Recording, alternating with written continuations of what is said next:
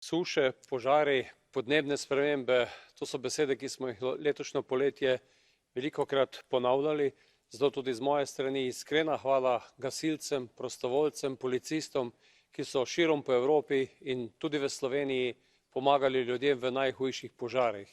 Na Krasu, kjer se je zgodil največji požar v zgodovini v Sloveniji, so priletela tudi letala iz Hrvaške, Avstrije, Slovaške, Madžarske, Romunije, tako da zelo podpiram tudi program RescEU.